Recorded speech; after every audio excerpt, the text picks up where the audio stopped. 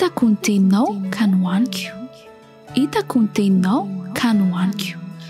Famerenana ny lesona sekoly sabata ho an'ny lehibe arahinao eto amin'ny Hope Fire Radio miaraka amin'ny imprimerie adventiste. Hitako ny teninao ka nohaniko. Hitako ny teninao ka nohaniko.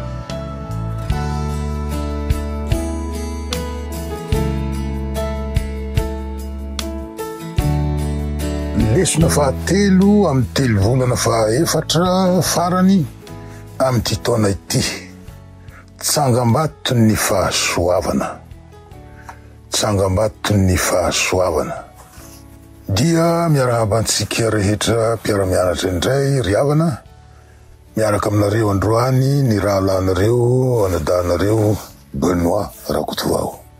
Taosika hanondrika ny lohantsika hiara-mivavaka.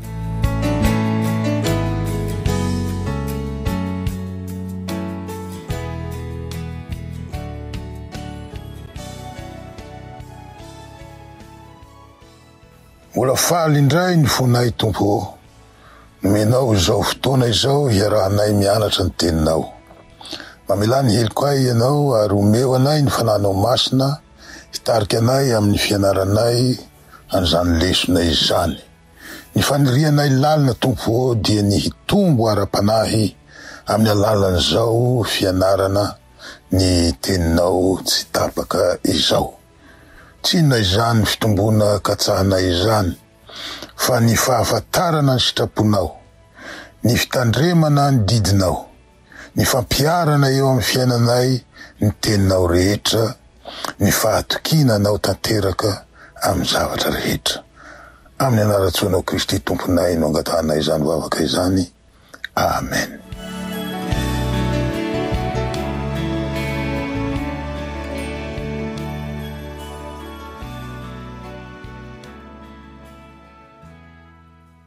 Hoy ny tsy anjeritsika hoe, fa nataon Jehovah Andriamanitrareo maina ny falehan'ny rano Jordana teo anoloanareo mandra-pitanareo, dia tahaka ny nataon Jehovah Andriamanitrareo tamin'ny ranomasina mena, izay nataony maina teo anoloantsika mandra-pitantsika, mba ho fantatry ny firenena rehetra ambonin'ny tany fa mahery ny tanan Jehovah, ary mba hatahorany an Jehovah Andriamanitrareo mandrakizay.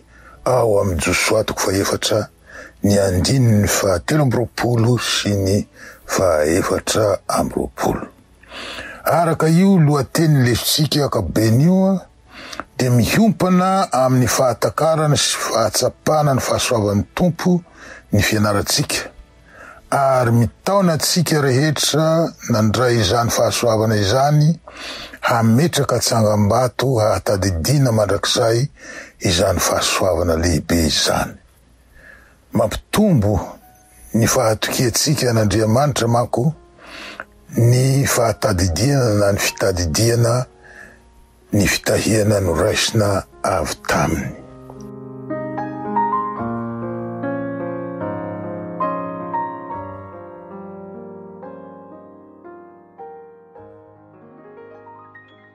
Dia tonga eo amin'ny leson'ny Alahady 12 Oktobra ny taona 2022 isika.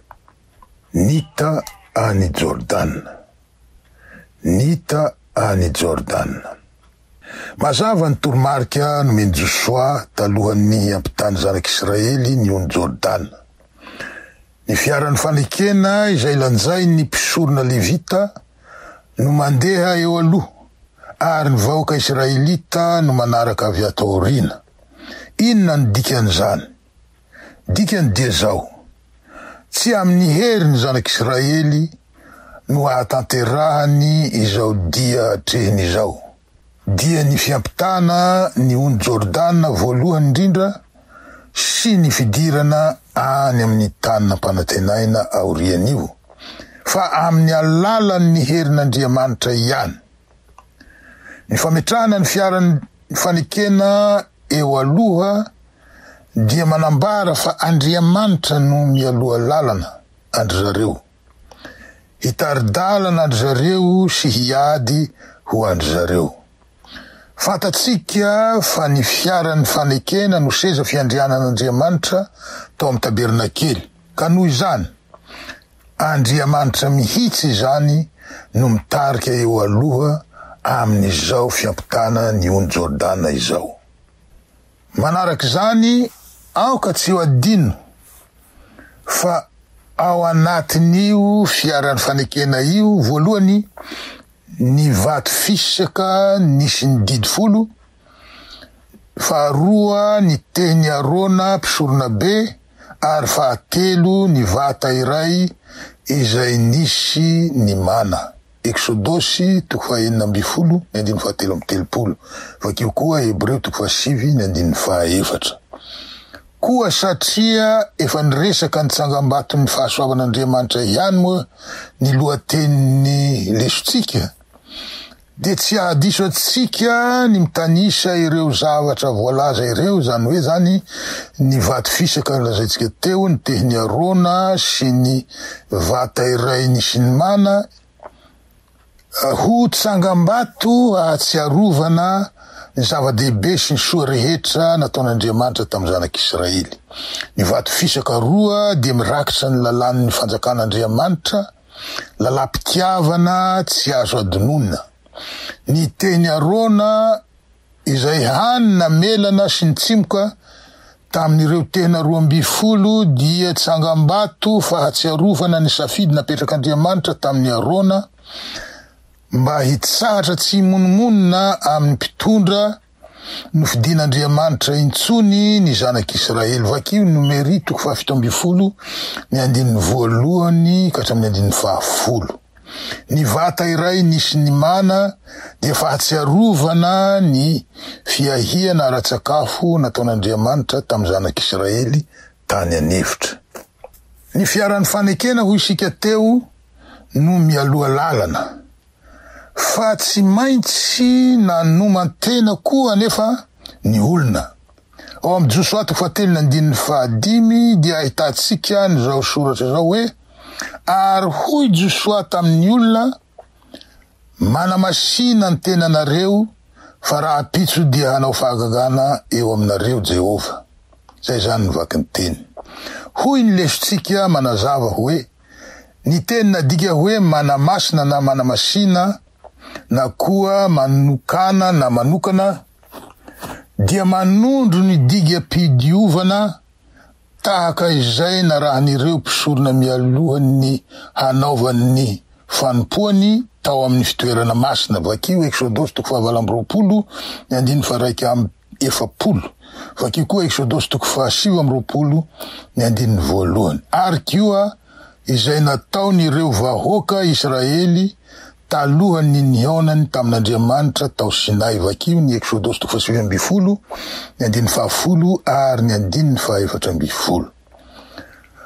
Tao anatin'izany fanokana tena izany ny fahafoizana ny fahotana sy ny fanisorana izay noheverina ho tsy madio rehetra araka ny fomba mpivavahany.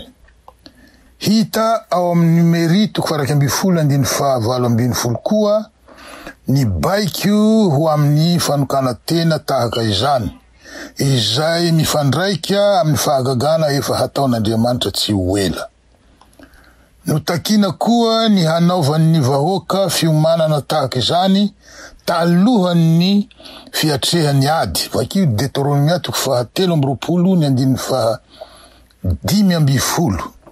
5:10 izy amin'ny Baiboly Malagasy, na dia 4:20 aza no nomen'ny Baiboly Anglisy.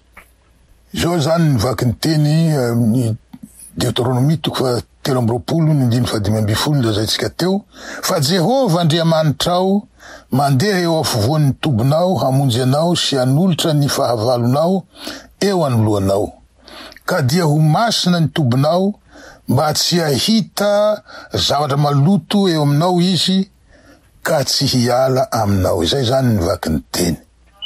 Ny alohan'ny hiadian'i Jehova ho an'Israely teo anatin'ny ady anankiray, dia tsy maintsy nampiseho ny fahatokiany taminy izy ireo ary koa ny fitokiany azy ho mpitariky ny tafiny. Zay zany ny fanazavana nomeny lesontsika. Tsy maintsy nanamasina ny tenany zany araka zany voalaza zany ny zanak'Israely talohany ny tany ny ony Jordana. Oko koa ho maritsika nefa fa nijanona teo ampovoan'ny Jordana ny fiaran'ny fanekena ary ny vahoaka no niakatra tantanety voalohany ary ny fiaran'ny fanekena no niakatra farany ary dia nakeo alohan'ny vahoaka indray rehefa avy teo. Vakio Josua 4 ny 10 sy ny 11. Inona no mety ho dikan'izany? Fahitako an'izany dia zao: Jehova no sady loha laharana no vody laharan'ny zanak'Israely amin'izao dia mahagaga ataon'izao. Mbola ho resantsika koa nefany rehefa avy eo ny momba ny vato nalaina avy tao ampovoan'ny ony hatao tsangambato fahatsiarovana.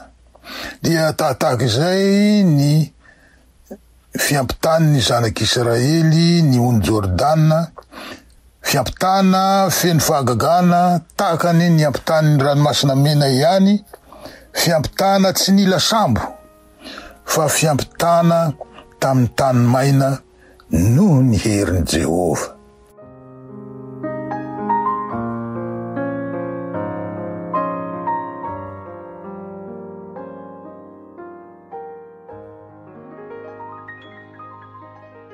Zay zany ny leson'ny Alahady ka miditra avy hatrany isika zao amin'ny leson'ny Alatsinainy 13 Oktobra ny taona 2022. Ilay Andriamanitra velona izay mpanao fahagagana.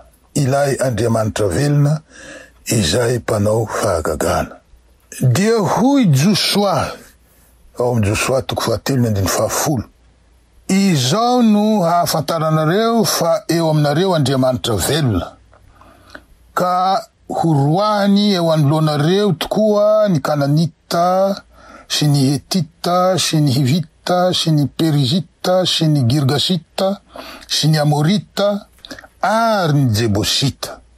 Dia mifindra amin'ny 17 isika ary raha vao mijanona eo amin'ny rano Jordana ny faladian'ny mpisorona izay mitondra ny fiaran'ny fanekeny Jehova tompon'ny tany rehetra, dia ho tapaka ny rano Jordana, dia ny rano izay midina avy any ambony ka hijanona ho toy ny antotan-javatra. Zay zany ny vaky ny teny. Niverina fa nindroany eto indray ny fahagagan'ny ranomasina mena. Nampiasainy Josua amin'io 10 io ny hoe Andriamanitra velona. Andriamanitra velona. Isaky ny mahita ny hoe Andriamanitra velona isika tadidio fa fampitahanan Jehova amin'andriamanikafa izay. Dia ireo andriamanikafa izay tsy Andriamanitra akory aza fa Andriamanitra maty, tsy misy aina, tsy misy hery, tsy mahavonjy, tsy mahavita na inona na inona. Fa Jehova Andriamanitsika kosa dia Andriamanitra velona, Andriamanitra mahavonjy, azo ianteherana, Andriamanitra miasa, ary tsy miasa fe miasa fotsiny, fa manao fahagagana. Ny antsoitsika fahagagana eto dia ny mahatateraka zavatra izay tsy tateraky ny olombelona na amin'ny herin'ny vatany, na amin'ny herin'ny sainy, na amin'ny herin'ny teniny. Izy amintsika no mahasakana renirano tsy ikoriana amin'ny alalan'ny herin'ny sitrapotsika fotsiny. Na manao barazy miezinezina tahak nino aza isika, barazy andanina vola tsy tokotsy foroana, tsy ahatonga ny rano tsy ikoriana akory izany, fa tsy maintsy mitady lalana mandrakariva hikorianany foana ny rano. Ny salamo faha enina amby valopolo ny andiny fahafolo dia mivaky toy izao hoe fa lehibe ianao ka manao zava-mahagaga. Ianao irery ihany no Andriamanitra. Zay ny vaky ny teny. Ny anarana iantsoana an'Andriamanitra amin'ny fiteny nanoratana ny Baiboly tamin'ny voalohany dia anarana superlatifa daholo. Manambara ny heriny tsy hita pesipesena. Manambara ny fahamboniany manerinerina. Manambara ny asany tsy takatry ny sain'olombelona sy ny sisa sy ny sisa. Misy anarana vitsivitsy reto hovakiko. Anaran'Andriamanitra io. Elohim, créateur puissant et fort. Zay ndikany. Ao amin'ny Genesis 7:7 ny andiny fahafito no nampiasana an'io. Andriamanitra mpamorona, Andriamanitra tsy toha, Andriamanitra mahery. El Hai, Dieu vivant. Nampiasaina ao amin'ny Joshua 3 andiny fahafolo. Andriamanitra velona, Andriamanitra ny aina, na koa Andriamanitra aina. Yahvé, l'Éternel. Nampiasaina ao amin'ny Exodus 3 ny andiny faha-4. Andriamanitra mandrakizay. El Shaddai, Dieu des montagnes. Ao amin'ny Genesis 7:7 ny andiny faha-5. Andriamanitra mahery, Andriamanitra ny tendrombohitra, na Andriamanitra miezinezina tahaka ny tendrombohitra. Yahvé Nissi, l'Éternel ma bannière. Ao amin'ny Exodus 7:7 ny andiny faha-5. Andriamanitra pitarika ny lalako, na Andriamanitra fialofako. Yahvé Shalom, l'Éternel est paix, P-A-I-X. Ao amin'ny Pitsara 4 ny andiny faha-4.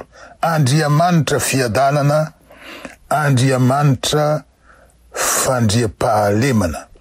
Yahvé Tzidkenu, l'Éternel notre justice. Ao amin'ny Jeremia 3 ny andiny faha-4. Andriamanitra fahamarinantsika. Sy ny sisa. Mbola misy qualificatif, anarana, superlatifa maro hafa izay tsy vitatsika listra eto. Anarana superlatifa tahaka izany no iantsoana n'ilay Andriamanitsika, Andriamanitra mahery, Andriamanitra velona, mpanao fahagagana, manangana amin'ny maty, mampitsahatra tafiotra, mitety ranomasina, manokatra lala maina, ampovoan'ny ranomasina, sy ny sisa. Izay ilay Andriamanitra velona, mpanao fahagagana, izay tompoitsika.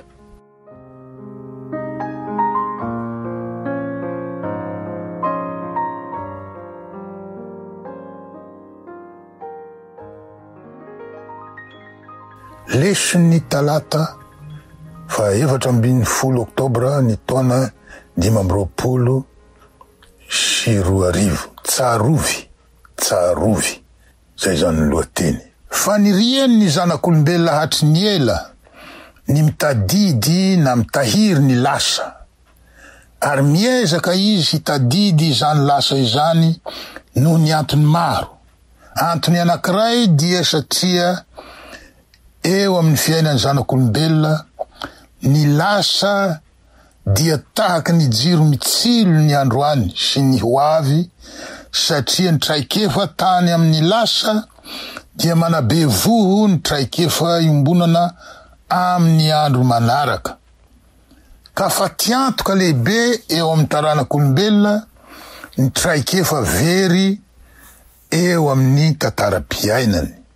Sarotra nefa ny mitazona tsy ho very mandrakizay ny lasa noho ny antony roa lehibe. Voalohany, misy ny fanadinoana eo amin'ny olombelona. Rehefa ela ny ela eo amin'ny andro ny fahavelomana dia manjavona atao atsaina na manjavozavo atsaina ny akamaroany ny lasatsika rehetra dia lasa adiny tanteraka rehefa avy eo. Faharoa, antony faharoa, ny fahafatesana. Ny fahafatesana dia fosotra anankiray mamafa ny fitadidiana rehetra.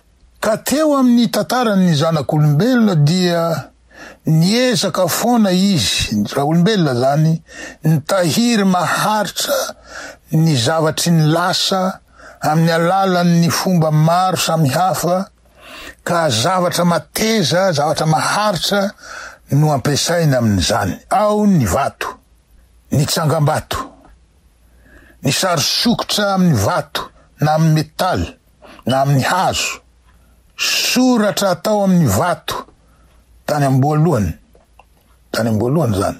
Amizao motsika boky nosoratana. Sary hosodoko, masque mortuaire. Ny masque mortuaire moa dia fanaovana azy dia hosorana zava mitsonika mety mandry ny tarehin'ny maty, ka azo sary amin'iny ny tarehin'ilay olona maty, dia tehirizina iny zany de hoe io no tarehin-dranona.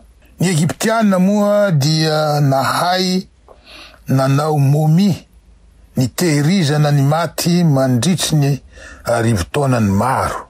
Tsy nitsahatra ny voatra ny teknolojia ka tonga ny fakatsary, appareil photo, ny fandraisam-peo samihafa izay misy amin'izao isika miteny izao. Ty misy tantara kely olazaiko. Ny tanàna ny Pompey tany Italia dia ravan'ny volcano Vesuve tamin'ny taona 770 taorian'ny Kristy, ary tototra tao anaty lavenina nandritra ny taonjato maro io tanàna io. Rehefa natao ny excavation, zany hoe nangadiana zany ny ilay tanàna, ahitana ny tao ambanin'ny lavenina, dia hita sy fantatra ambangovangony ny fiaimpiainan'ny mponina tamin'izany tanàna izany. Ka maro ny mino fa sazan'Andriamanitra tahaka ny nahazo an'i Sodoma sy Gomora no nahazo azy, nahazo ny tanànan'ny Pompey zany, no ny fahavetavetana maro hita tao aminy. Tsy dia izany loatra nefa no tiako ahatongavana eto, fa ny fahitana tranomboky anankiray feno horonan taratasy, horonam-boky zany, kila may forehitra tao.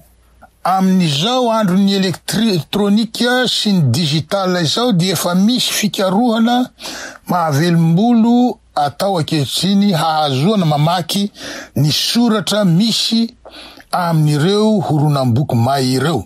Ny tena sarotra atao dia ny fitadiavana fomba ahazoana mamelatra ireo horonam-boky ireo, nefa tsy anorotoro ireo horonana ireo na aharovotra azy. Rehefa hita ny fomba amelarana ireo takila may ireo, ka tsy rovotra na simba, dia azo atao amin'ny alalan'ny teknolojia mandroso ny mamaky an'ireo boky may ireo. Dia ho maro ireo zava-miseho tany aloha izay tsy fantatra na very tadidy no ho fantatra amizay na hitamberina antsaina indray. Tahaky ny vily lalana kely isika teo ny tantaran'izany, fa Andriamanitra teo amin'ny fitantanany ny zanak'Israely dia tsy nitsahatra nanantitrantitra taminy ny zavatra tsara ho tadidiana rehetra, indrindra ny didy nomeny, ny vanandro lehibe lalovany zareo, sy ny zava-dehibe sy zava-mahagaga nataony. Teto amin'ity fitana ny ony Jordana ity dia nasainy nakavaty 12 avy tao amin'ny fanamban'ny rano ny zanak'Israely. Tsy voalaza hoe vato firy kilao no fidina amin'izany. Fa rehefa mamaky ny teny Joshua isika dia fantatra fa vato lehibe ihany no alaina satria vato tsy zaka raha tsy atao eny antsoroka. Hoy Joshua, mandehana eo alohan'ny fiaran'ny Jehova Andriamatrareo ho eo afovoan'ny Jordan, ka samia manainga vato iray avy ho eny antsorony ianareo rehetra araka ny isan'ny fireneny zanak'Israely. Ao amin'ny Joshua 4:5 izany. Inona no antony anaingan'Andriamanitra ny olona hitadidy? Valiny Joshua 4:1-2 ka hatramin'ny 4:20. Toy zao ny vaky ny teny. Dia niteny tamin'ny zanak'Israely izy, ka nanao hoe raha manontany ny rainy ny taranakareo any amin'ny andro ho avy hoe inona no anton'ireo vato ireo, dia hambaranareo aminy hoe tamin'ny tany maina no ny tany Israely ity Jordana ity. Fa nataon'i Jehova Andriamanitrareo maina ny falehan'ny rano Jordana teo anoloanareo mandra-pitanareo, dia tahaka ny nataon'i Jehova Andriamanitrareo tamin'ny ranomasina mena izay nataony maina teo anoloantsika mandra-pitantsika, mba ho fantatry ny firenena rehetra ambony tany fa mahery ny tanan'i Jehova, ary mba hatahorany an Jehova Andriamanitrareo mandrakizay. Zay zany vaky ny teny. Mazava ny antony voalaza eto. Voalohany, hahafantarany zanaka mampara ny zava-dehibe nataon'i Jehova tamin'ny firenena. Faharoa, mba ho fantatry ny firenena rehetra ambony tany fa mahery ny tanan'i Jehova, ary mba atahorany an Jehova Andriamanitrareo mandrakizay. Zay zany. Marika hita maso maneho fahamarinana lalina na mifandraiky amin'ny fidiran'Andriamanitra tsehatra ireo famantarana na tsangam-bato ireo.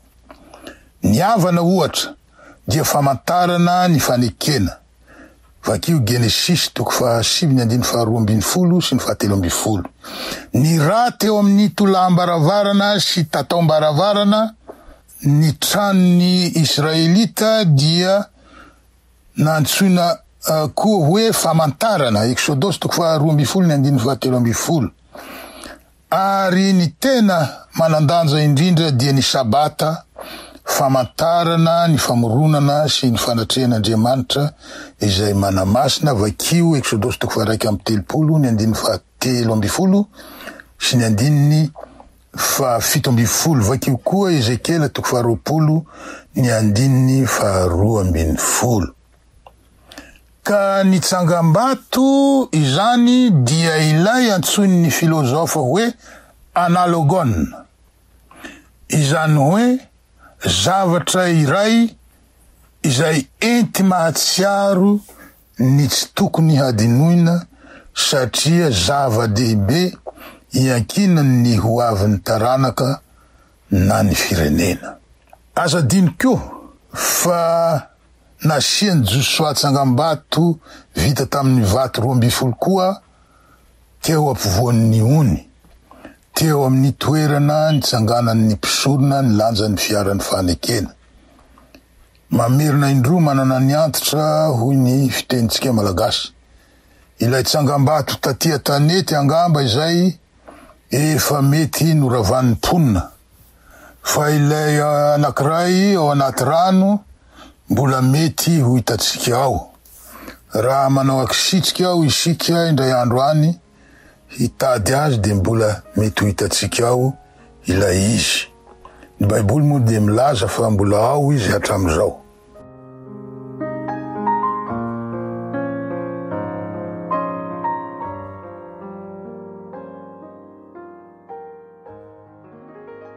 Zay zany ny leson'ny talata. Leson'ny alarobia 12 oktobra ny taona 2020. Ny fanadinoana. Efa no resantsika teo ny momba ny fanadinoana. Fa fanadinoana momba ny fiainana andavanandro no resantsika teo. Rehefa dinina nefa fanadinoana mitovy ihany ny fanadinoana tsotra sy ny fanadinoana ara-panahy, satria samy vokatry ny fidinan'ny hery mitadidy ao amin'ny atidohantsika izany. Angamba vokatry ny diran'ny fahotana teto an-tany. Zavatra pahazo ny olombelona rehetra amin'ny ankapobeny zany ny fanadinoana. Kanefa ny fanadinoana eo amin'ny lafiny ara-panahy dia mety hiteraka vokany ratsy sy mampidoza kokoa raha mitaha amin'ny fanadinoana tsotra. Izany no mahatonga n'Andriamanitra manatitantitra, mamerimberina, maniraka manao tsangam-bato ny amin'ny tsy tokony hisiany izany fanadinoana izany. Ny soratra masina dia feno famporisihana ny fitadidiana sy fanomezantsiny ny fanadinoana. Salamo 7:120. Na nadino ny asany izy sy ny fahagagana izay napahitany azy. Deutéronomie 9:2. Ary tsarovy ny lalana rehetra izay nitondrany Jehovah Andriamanitra ho anao tany anefitra izao 70 taona izao, hampanetritena anao sy hizaha toetra anao ary hahalala izay ao am-ponao na hitandrina ny didiny ianao na tsy. Deutéronomie 9:2. Fa tsarovy Jehovah Andriamanitrao, fa izy no nanome anao hery hahavory arena mba haoriny ny fanekeny izay nianianany tamin'ny razanao, antakany amin'izao anio izao. Salamo 5:7. Hampatsiaro ny anaranao hatramin'ny taranaka faramandimby aho, izany rehetra izany no hiderany ny firenena anao mandrakizay dory. Zay zany ny Baiboly, ny soratra ao anaty Baiboly milaza mombamomba ny fanadinoana sy ny fitadidiana. Ny fiangonatsika moa dia fantatsika loatra fa mampirisika atsika zanak'Andriamanitra hanao tsy anjery ny tenin'Andriamanitra. Ny tsy anjeritsika tamin'ity lesona ity dia efa novakitsika teo hoe fa nataon Jehovah Andriamanitra maina ny falehan'ny rano Jordana teo anoloanareo mandra-pitanareo, dia tahaka ny nataon Jehovah Andriamanitra reo tamin'ny ranomasina mena izay nataony maina teo anoloantsika mandra-pitantsika, mba ho fantatry ny firenena rehetra ambonin'ny tany fa mahery ny tanan Jehovah ary mba hahatahorany an Jehovah Andriamanitra reo mandrakizay. Joshua 4:7 sy ny 4:20. Oka aho tsy andainga fa namaky aho teo fa tsy nanao tsy anjery akory. Izaho dia anisan'ny mpanao tsy anjery 13 taloha tamin'ny fankalazana ny 13e saba ohatra, fa amin'izao aho mia lehibe zao, mia mahazo taona, mihena tsy kelikely ny fitadidiko, fa ny prinsipa mbola arahiko izao dia ny mijery mandrakariva ny tokosy andininy izay asaina vakitsika. Na dia andininy efa fantatro tsara izao aza. Ohatra hoe, raha miteny lesona tsika hoe vakio Jaona 3:9. De zaho tsy manao hoe tokosy andininy efa haiko izany. Inona intsony ny antony hijerevako an'izany. Tsy manao an'izany za. Fa ny ataoko dia sokafiko ny baiboliko ary averiko vakina ny toko sy andininy manontolo, ary matetika dia ataoko amin'ny feo mafy izany. Fa toy izao no nitiavan'Andriamanitra izao tontolo izao, nomeny ny zanany lahy tokana mba tsy hovery izay rehetra mino azy, fa hanana fiainana mandrakizay. Vakiko mafy tahaka izany. Ny antony dia zao. Ny antony voalohany dia hialako amin'ny paraphrase. Izany hoe lasa hevitra ambangovangony fotsiny no voalaza, fa tsy ny teny tena voasoratra ao. Ny olona zatra manao paraphrase dia sahirana izy rehefa mahita ny toko sy andininy, rehefa voatery mampiasa concordance izy ohatra mitady iny toko sy andininy iny izay hadininy. Matetika za tratran'izany, teny ambangovangony no jerevako nefa tsy zay ny voasoratra ao amin'ny andinina de tsy mety hita ilay andinina. Ko dia tsara ny mahatadidy ireny toko sy andininy ireny. Ny antony faharoa de zao. Ny antony faharoa amakiako mafy ny tenin'Andriamanitra izay asaina vakiko de zao. Mahery io tenin'Andriamanitra io. Aoka ny sofinao haheno azy foana. Aoka ny masonao hahita azy foana. Aoka ny lelanao hiteny azy foana. Raha izany no ataonao fahazarana dia hiraikitra amin'ny tenanao manontolo izany tenin'Andriamanitra izany. Miraikitra amin'ny masonao, miraikitra amin'ny sofinao, miraikitra amin'ny lelanao, miraikitra amin'ny fonao, amin'ny sainao, mandritra fotoana maharitra. Ny fiambenana maraina dia tsara indrindra atao tahaka izany, fa hiaro anao mandritry amin'ny fakapanahy maro, mandritry ny andro ny fanaovanao izany. Aza rehefa fantatrao, fantatro zany andiny zany de tsy jereny tso, fa jereo, vakio, ary raha azo atao vakio mafy. Tahaka izany. Alohan'ny hamaranako an'ity leson'ny alarobia ity, dia hanao fanamariana kely amin'ny tsianjerintsika io aho.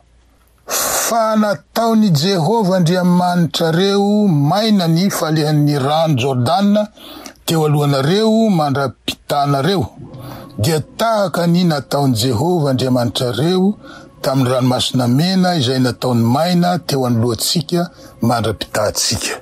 Misy diso kely ny dikateny eto. I Joshua eto no miteny. Izy dia nahita ny fitana ny ranomasina mena. Izy eto dia miteny amin'ny zanak'Israely, nahita ny fitan'ny ony Jordana, fa tsy nahita kosa ny fitana ny ranomasina mena. Ka ny dikateny tsaratsara kokoa dia tokony hoe, fa nataony Jehova Andriamanitra reo maina ny falehan'ny rano Jordana teo anoloanareo mandrapitanareo, dia tahaka ny nataony Jehova Andriamanitra reo tamin'ny ranomasina mena izay nataony maina teo anoloanay mandrapitanay, fa tsy hoe teo anoloantsika mandrapitantsika. No exclusif no izy, izahay teo anoloanay mandrapitanay, fa tsy no inclusif isika teo anoloantsika mandrapitantsika. Satria olona tsy nahita ny fitana ny ranomasina mena, ireo olona iresahany Joshua ireo, afa-tsy Kaleba izay nahita ny fitana ny ranomasina mena niaraka taminy. Sika malagasy manko dia manana no, teny frantsay io, no anankiroa.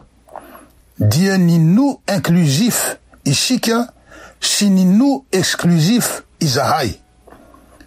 Ny no exclusif no hitako fa marina kokoa eo amin'ny tsianjerintsika.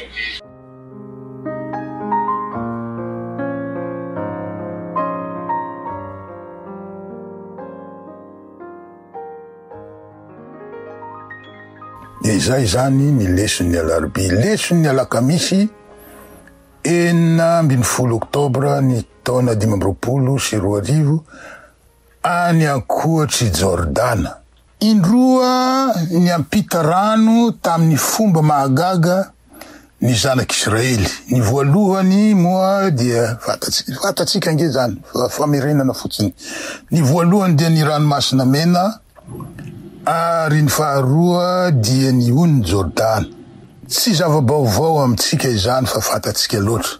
Fiampitana arabatana ireo, nefa tandindony dingana ara-panahy nandalovan'ny zanak'Israely. Ireo rano roa ireo dia tsipika mampisaraka azy tamin'ny sata nisy azy tany aloha sy ny sata vaovao ny dirany.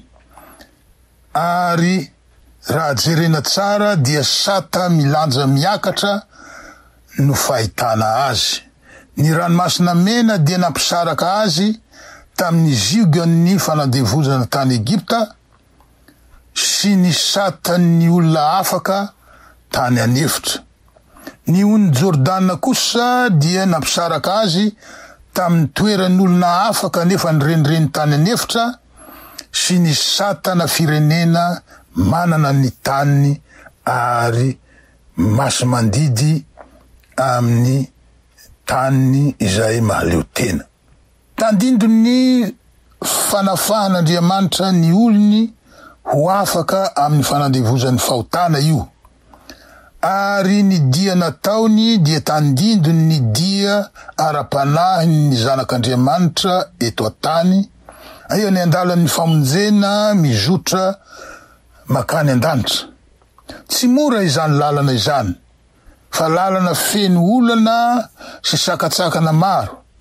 Fa izay makatoa an'Andriamanitra sy mialokaloka eo ambanin'ny fahasoavany sy mametraka ny fitokisany tateraka aminy dia ho tody sy homan-tsara any amin'ilay toerana nampanantenaina. Dia ny lanitra izany. Fiainana mivoatra, fiainana misy fitomboana, ny fiainan'ny vahoakan'Andriamanitra. Ka ireo rano ireo dia tsipika manambara ny dingana tsy maintsy dinganina eo amin'izany fitomboana izany. Io symbolisme ny fiampitana rano io dia hita ihany koa teo amin'ny fiainan'ny olona anankitelo hafa ao amin'ny Baiboly.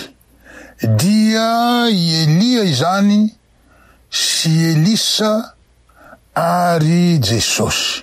Elia dia niampitany Jordana. Nisy fahagagana koa teo zany, ny palitaony zany no namelezany ny rano dia nisokatra ny rano Jordana ary niampita tamin'ny tany maina izy. Ny fiampitany Elia zany dia avy tamin'ny toerany mahampaminany azy ka hiakatra velona any an-danitra.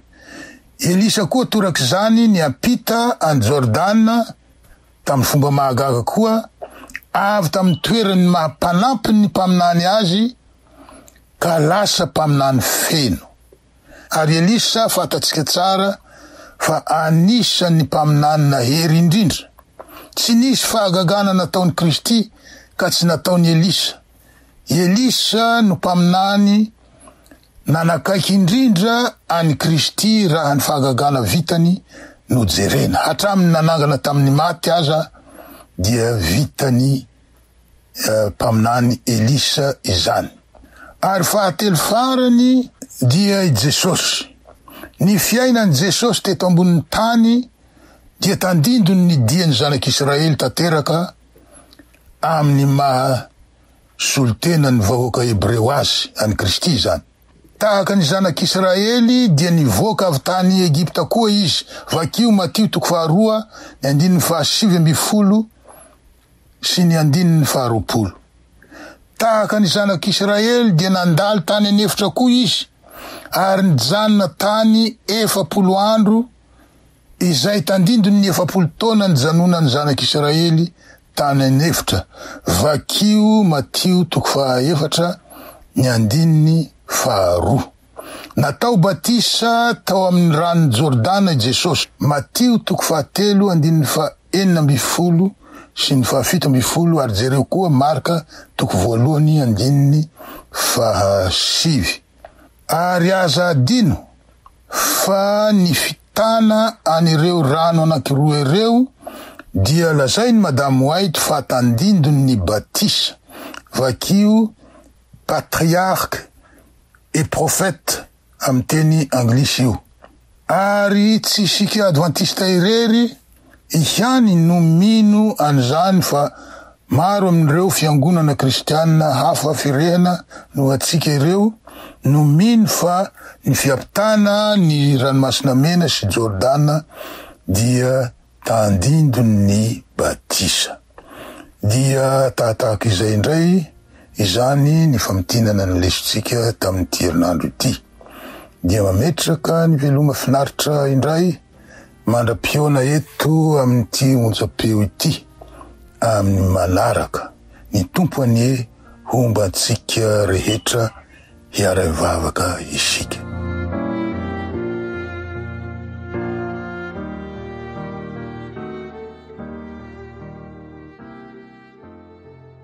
Andriamanitra rainay eo, misaotra anao mandrakariva izahay. Misaotra anao izahay satria Andriamanitra mahery ianao, Andriamanitra miahy ny vahoakanao, Andriamanitra manao fahagagana ampisehoana amin'ny olon-drehetra fa Andriamanitra azo iateherana ianao. Indroa miataona no nampitahanao ny zanak'Israely ranobe, dia ny ranony ranomasina mena sy ny ranony Jordana. Ranomasina mena maro sy Jordana maro no tsy maintsy hitanay amin'izao fiainanay sarotra izao. Tantano amin'ny tananao mahery zahay Tompo ho tafita soa ary ho tonga soa any aminao. Na dia misamboaravoara sy mirondrona toy ny inona aza ny toerana misy anay. Fantatrao fa tsy manan-kery zahay.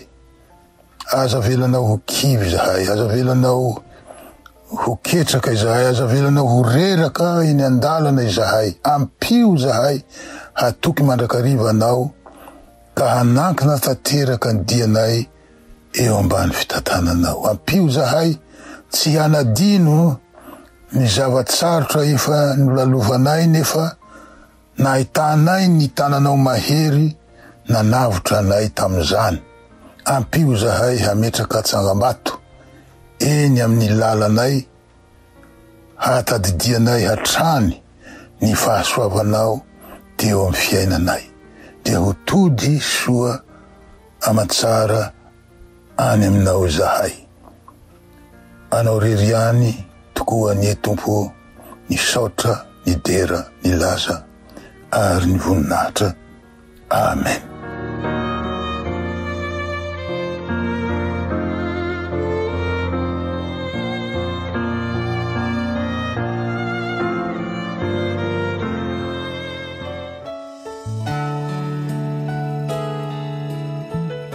Hitako ny teninao ka nohaniko. Hitako ny teninao ka nohaniko. Famerenana ny lesona sekoly sabata ho an'ny lehibe arahinao eto amin'ny Hope Fire Radio miaraka amin'ny imprimerie adventiste. Hitako ny teninao ka nohaniko. Hitako ny teninao ka nohaniko.